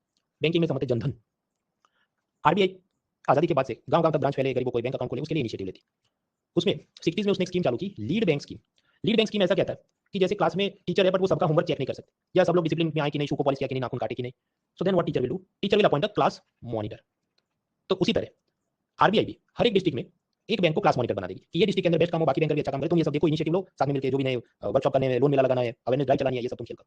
ऐसी कोई बैंक पब्लिक सेक्टर की भी हो सकती है, प्राइवेट सेक्टर की आईसीआईसीआई भी हो सकती है, जो भी क्लास में बेस्ट स्टूडेंट है, ये डिस्ट्रिक्ट में कौन सा बेस्ट बैंक है, उसको क्लास मॉनिटर बना देंगे। तो उस चीज को कहते थे आरबीआई की लीड बैंक स्कीम, और वो क्लास मॉनिटर जिसको बना उसको क्या बोलते थे कि okay SBI is the lead bank for this district. So lead bank will act as a leader to run this initiatives. ऐसे लीड बैंक्स को कहा जाता था कि तुम अपने डिस्ट्रिक्ट का एक क्रेडिट प्लान बनाओ, क्रेडिट मतलब लोन, कि फार्मर इतने, स्मॉल इंडस्ट्री इतने, इनको इतना इतना लोन जाना चाहिए, ये हमारा टारगेट और विजन है। और ये डिस्ट्रिक्ट क्रेडिट प्लान जो बनाओ उसमें सर्विस एरिया अप्रोच होना चाहिए।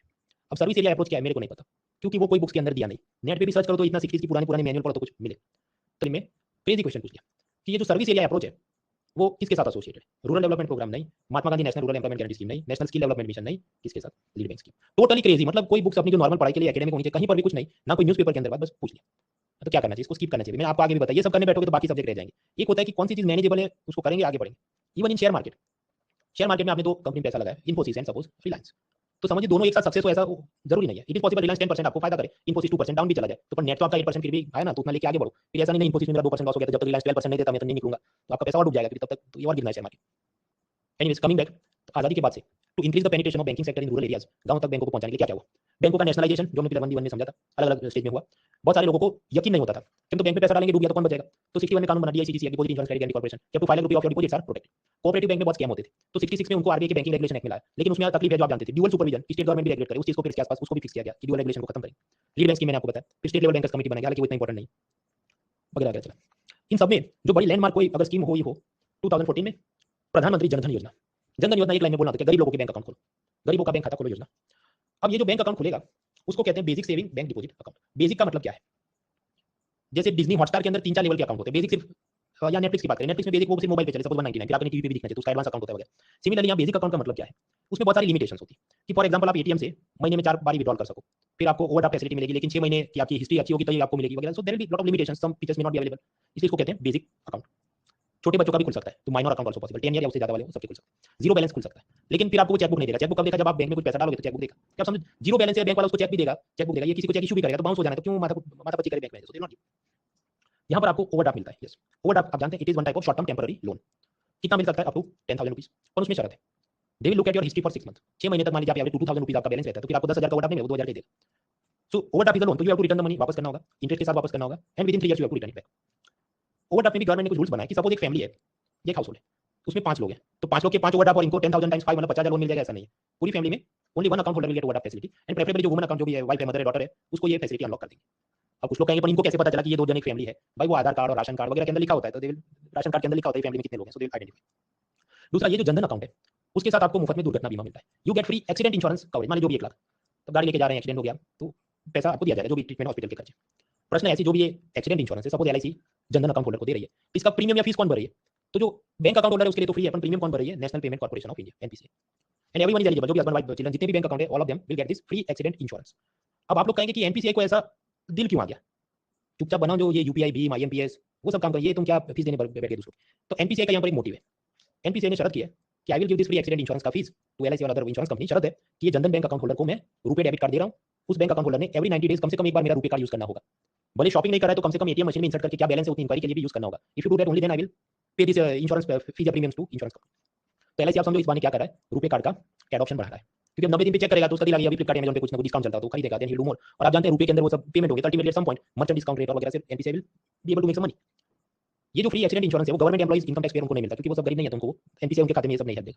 तो जनधन बैंक अकाउंट्स पूरी फैमिली के खुल सकते हैं। उसके उपयोग क्या है, एक तो बैंक सेविंग के लिए, बट कोर आइडिया इज कि गवर्नमेंट की अलग अलग जो वेलफेयर स्कीम्स है, जैसे गरीब बच्चों के लिए स्कॉलरशिप हो, ये जो भी गरीब वर्कर है उनके लिए हम समझेंगे मनरेगा स्कीम है, जहां पर उनको गांव में 100 डेज का काम दिया जाएगा तो उसकी जो भी सैलरी पे करनी है, या जो बीपीएल वुमेन है उनको एलपीजी सब्सिडी का पैसा ट्रांसफर करना है, इसलिए के बहुत कुछ। That is the core idea कि जनधन बैंक अकाउंट में उनको सीधा डायरेक्ट बेनिफिट ट्रांसफर में पैसा दे दिया जाएगा। फिर इन लोगों ने सब अलग अलग ऐप्स भी बनाए, जनधन दर्शक ऐप, उसमें आपको लोकेशन मिले, वो एक एक लाइन की चीजें हैंड आउट में देख लेना। कोरोना के दौरान गवर्नमेंट ने ये किया कि जिन जिन लोगों के जनधन अकाउंट है उसमें जो वीमेन थी उनको 500 रुपीज पर मंथ, और ऐसे 3 मंथ के लिए तो 1500 रुपीज डायरेक्ट बेनिफिट ट्रांसफर किया गया था कोरोना में, क्योंकि सबकी जॉब चली गई वगैरह, तो उनको हेल्प मिली। तो हमने देखा बैंकिंग और उसके अंदर ये जनधन क्या था। इसके बाद और भी चीजें वो समझते हैं, but with the fresh mind let's take a break for 5 minutes then we move forward.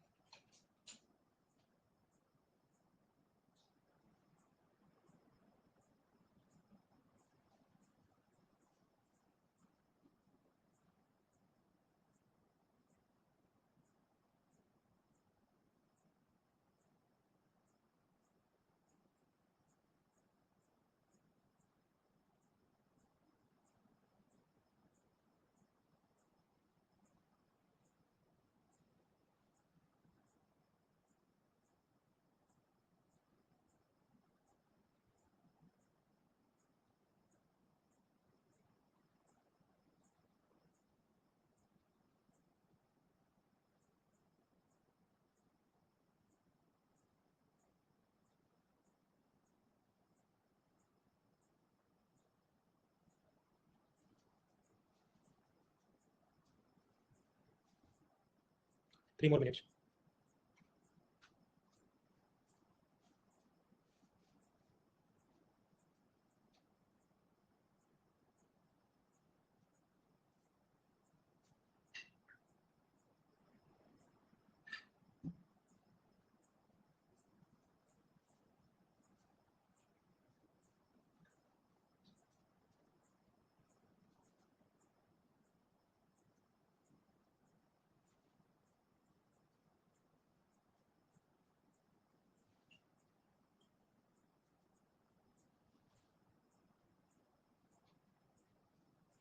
Two more minutes.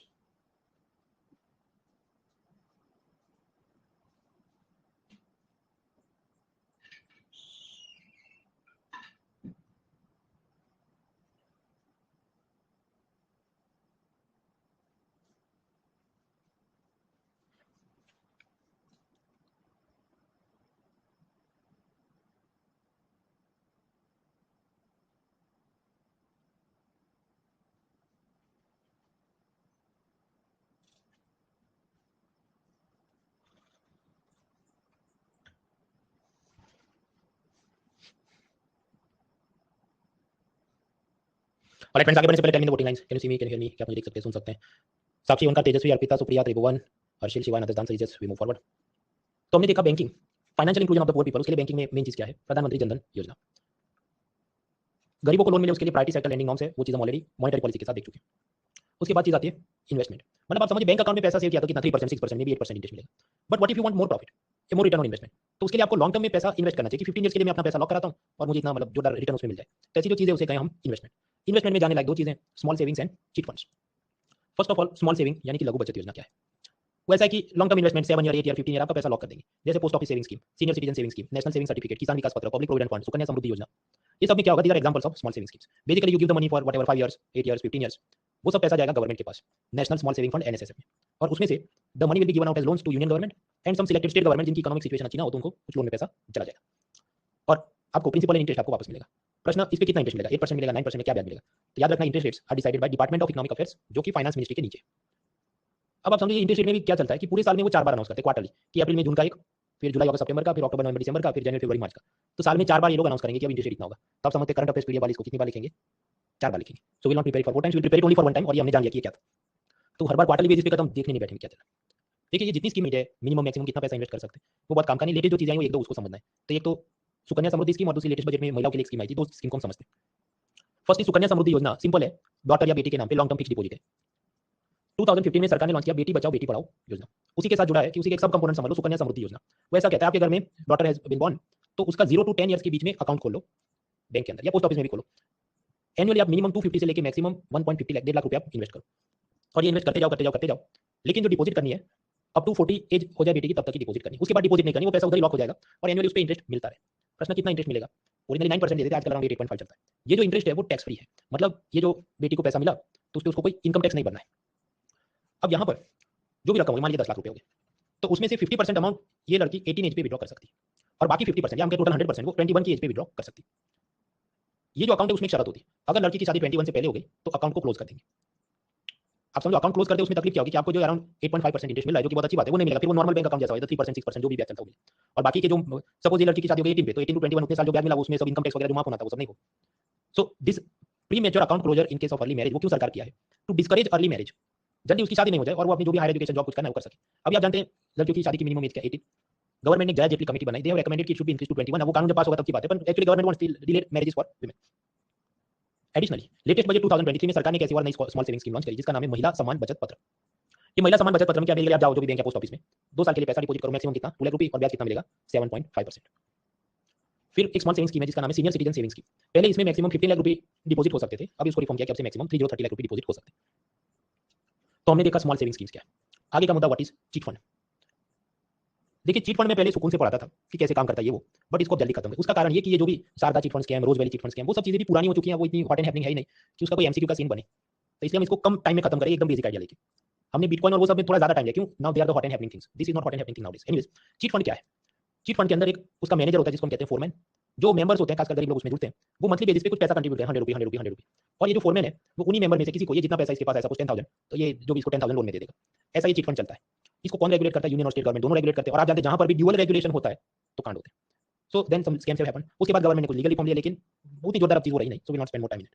Scam क्या होगा? ये जो फोरमैन है वो पैसा लेके भाग जाएगा, ही विल रन अवे, या फिर वो इलीगली सब फिल्में बनाने के लिए शेयर मार्केट में कुछ सिनेमा हॉल और शॉपिंग मॉल बनाने में पैसा इन्वेस्ट करेगा और वहां पैसा उसका डूब जाएगा और ये सब जो कस्टमर है उनको भी पैसा वापस नहीं। सो that is the scam. Chit fund को रेगुलेट कौन करेगा? तो जब यूनियन स्टेट बोथ। उसका कारण क्या है? सुप्रीम कोर्ट ने ये कहा है कि chit fund is a type of contract. अगर कोई चीज कॉन्ट्रैक्ट है तो कॉन्ट्रैक्ट रेगुलेशन आता है कॉन्करेंट लिस्ट में, समवर्ती सूची। मतलब यूनियन और स्टेट दोनों उसके बनाया, central chit fund act states ने बनाया, Bihar state chit fund act, West Bengal state का, उड़ीसा स्टेट का। तो स्कैमस्टर क्या करेंगे? दोनों जगह ड्यूअल रेगुलेशन है तो वो उसमें लोग लीगल लूपहोल निकाल के they will run away with money. एक और भी मिलता जुलता कंसेप्ट है पॉन्जी पिरामिड या मल्टी लेयर मार्केटिंग। इसमें क्या होता है? सपोज मैं आपको कहूं कि यू पे मी 100 रुपी और आप दूसरे दो मेंबर बनाओ और उनको भी बोलो 100 रुपी मुझे दे, तो मैं आपको 200 रुपी दे दूंगा। फिर उनको चूना लगाओ कि तुम नीचे और मेंबर्स को बोलो तुम भी 100 रुपी दे दो। तो ऐसा करके जो पूरी मल्टी लेयर मार्केटिंग की जाए या पिरामिड बनाया Ponzi, so this is a scam, MLM, multi layer marketing. क्योंकि आप समझो ये स्कीम अल्टीमेटली खुद के ही वजन से कोलैप्स हो जाएगी। अब ये स्टेज पे पहुंचे इतने सारे मेंबर, अब ये सब लोग हमको भी डबल कर दिए तो पैसा, तो और पूरी दुनिया में कितने लोग ज्वाइन करें? सब तो नहीं करेंगे, some point it will collapse, और तब तक जो स्कैमस्टर है वो पैसा लेके भाग जाएगा। सो दैट इज एमएलएम। उसके भी ऊपर सरकार सब रूल्स रेगुलेशन बनाना चाहिए। नाउ क्वेश्चन, ये सबसे लड़ने के लिए कोई कानून है कि नहीं? तो जवाब है यस। गवर्नमेंट ने बनाया banning of unregulated deposit schemes act 2019। ये ऐसा कहता है कि कुछ स्कीम्स हैं वो लीगल है और उस लिस्ट में जो स्कीम नहीं वो सब इलीगल है, और इलीगल स्कीम को बैन किया जाएगा, उसको पनिशमेंट दी जाएगी। हाँ, तो लीगल स्कीम्स कौन सी है? लीगल स्कीम है कि आरबीआई जो रेगुलेट करता है बैंक डिपॉजिट, बजाज फिनसर्व जैसे डिपॉजिट टेकिंग, एनबीएफसी डिपॉजिट ले ले, mutual fund, rights, invites, insurance और पेंशन की जो रेगुलेटेड कंपनियां हैं वो काम करती हो, निजी कंपनियां जिसको कॉर्पोरेट अफेयर्स मिनिस्ट्री रेगुलेट करे, चिट फंड जिसको स्टेट गवर्नमेंट और यूनियन गवर्नमेंट रेगुलेट करे, ईपीएफओ में जो आपका पैसा कट हो रहा है वो सब लीगल है, कोऑपरेटिव सोसाइटी जैसे primary agriculture credit society, district cooperative bank, वो सब काम है वो लीगल है। तो ये सबको कहा गया this is all white listed या ग्रीन लिस्ट, आप जो कहो कि यहाँ पर अगर कोई ऑर्गेनाइजेशन लोगों से पैसा कलेक्ट कर रही है, दिस इज ऑल लीगल। तो डिपॉजिट में क्या होगा? ये तो लीगल हो गया, रेगुलेटेड हो गया, जैसे बैंक सेविंग, स्मॉल सेविंग और बाकी जितना ईपीएफओ से लेके बहुत कुछ। और जो इस व्हाइट लिस्ट में नहीं है वो सब होगा illegal. So if there is some scheme which is not in the list that I have mentioned, then it is an illegal deposit.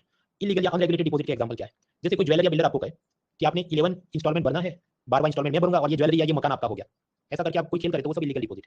फिर कोई आपको कहे तुम मुझे पैसा दो, मैं बिटकॉइन में इन्वेस्ट करूंगा और फिर एक 30 टाइम्स हो जाएगा और मैं आपको वापस करूंगा, वो सब हो गया इलीगल डिपॉजिट स्कीम्स। तो उससे लड़ने के लिए 2019 में कानून बना। अब ये कानून में प्रोविजन क्या है कि यूनियन गवर्नमेंट एक ऑनलाइन डेटाबेस बनाएगी और आप वहां पर जाके क्रॉस चेक कर सकते हैं कि सपोज कोई आपसे बिटकॉइन में पैसा मांग रहा है, then you go and check the database, if you find कि तो ऑब्वियसली वो तो नहीं होगा, तो वो सब इलीगल है, so you should not give money. ऐसी जो भी इलीगल स्कीम्स हैं उसकी एडवर्टाइजमेंट, मनी कलेक्शन, वो सब नहीं हो सकता, arrest, penalty, attachment of property, वो सब के प्रोविजन। तो हमने देखा बैंकिंग, हमने देखा इन्वेस्टमेंट, इन्वेस्टमेंट में स्मॉल सेविंग और चिट फंड देखा। इसके बाद के मुद्दे आते हैं फाइनेंशियल इंक्लूजन, गरीबों का करना है तो बैंक की फैसिलिटी दे दी, इन्वेस्टमेंट की फैसिलिटी दे दी, अब उनको थोड़ा लोन देते हैं, उसकी स्कीम, फिर पेंशन इंश्योरेंस की स्कीम, ये सब चीजें। पेज 235 नहीं, ये मेरे ख्याल से पेज 290 हो गया होगा। तो आप समझो पुरानी जो थी उससे आगे यहाँ तक पहुंचते पहुंचते कितना 60 पेजेस एक्स्ट्रा ऐड हो गए, और उसमें भी आ जाते 20 पेजेस तो उसके ऐड हो गए शेयर मार्केट के, और छोटे मोटे हर एक जगह पर मुझे पीवाईक्यू डालने पड़े, नए टॉपिक सेट करने पड़े। इसमें कोई बहादुरी नहीं है, यूपीएससी ने परेशान करके रखा है, जितना आपको किया इतना हमको भी किया है। मतलब जो भी कोई वाला है और जो जिसमें कुछ प्रोफेशनलिज्म है कि कंटेंट को अपडेट करना है, then he is also frustrated with all this. But अभी टाइम है, देयर इज इनफ टाइम। ये आप समझो क्या चल रहा है, अक्टूबर एग्जाम अपनी मई में है, तो जो भी अभी 8 महीने 9 महीने कुछ बचा होगा, इनफ टाइम इज देयर। अगर आपकी गाड़ी थोड़ी भी गलत दिशा में गई हो तो भी आप कोर्स करेक्शन करके still you can manage things, discipline के साथ करो। कल तो संडे है, राइट? तो वर्किंग प्रोफेशनल कॉलेज गोइंग, कोई एक्सक्यूज नहीं होना चाहिए, जल्दी उठो और पूरा दिन पढ़ाई करो। अब जो बाकी टॉपिक बचते हैं, नीड नॉट वरी, इसको हम कल खत्म करते हैं क्योंकि आपने अभी गाड़ी पटरी पे चल रही है, इनफ टाइम इज अवेलेबल। तो आपका होमवर्क क्या है, आज तक जो पढ़ा और जो भी बैकलॉग इसको कंप्लीट करो, कल रात वापस मिलते हैं 9 PM। रिमेनिंग थिंग्स जिसके अंदर ये loan, refinance, credit guarantee, Mudra, self help group, ये सब समझना है, that will finish. So I end the class here, see you tomorrow night.